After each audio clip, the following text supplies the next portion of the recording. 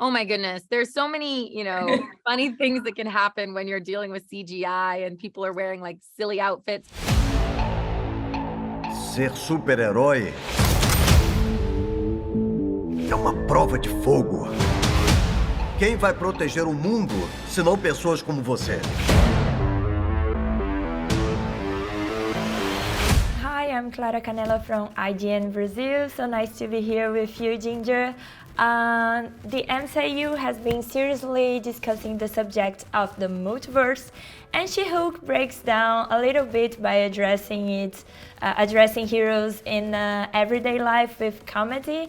So how do you think that the series fits into the new era of the MCU and the multiverse? I love it because it's kind of, we're showing some of what's so funny about the mundane life, when a superhero just has to go on a date or deal with their family. And sometimes that in family includes the Hulk. So it's really giving this like inner perspective that shows how funny it is to kind of just like be a person and be a woman in your 30s and then have something, extreme happen to you. But also the fact that it's so comedic and she's breaking the fourth wall.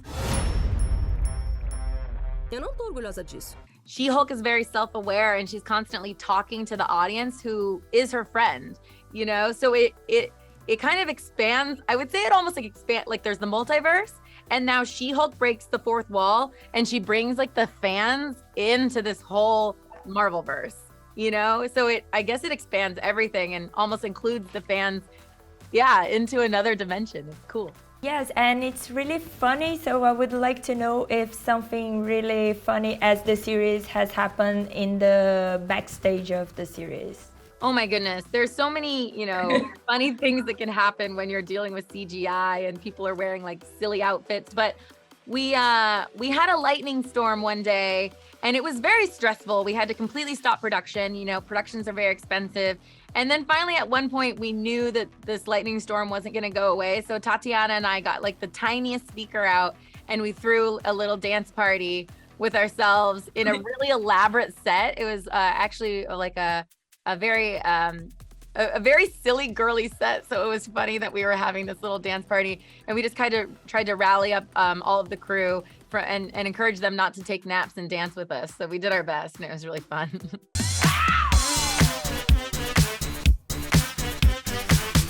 Nice, and I know that there is a lot of women in the production of the series. How it was the relation of supporting each other in the series and of the series? It's great. It's funny you say like of the relationship of supporting each other. Jessica Gao wrote our series, so it really starts with that DNA, and she knows a woman's experience, right? And she knows she can relate so much to this, and she put such interesting commentary into it. But also, Jessica Gao is the loveliest person ever who's like this really caretaking woman who would cook for us all the time.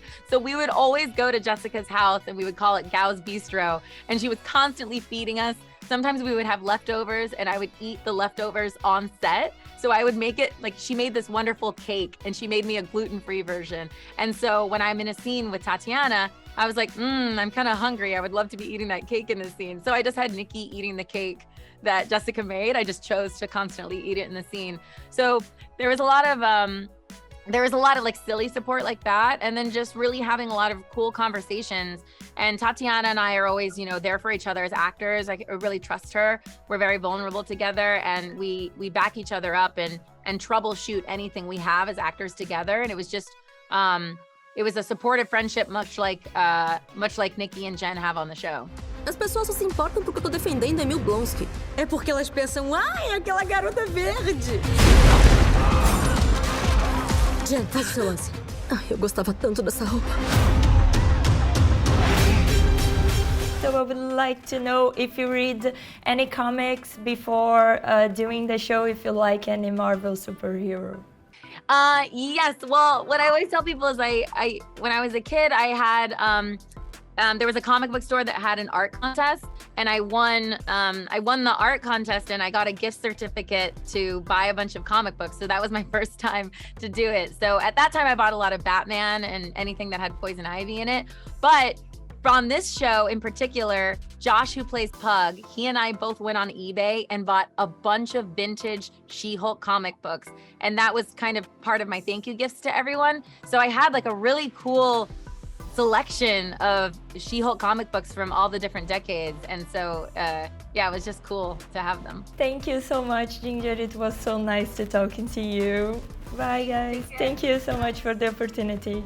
I appreciate it. I love your hair. Oh, thank you. Olá.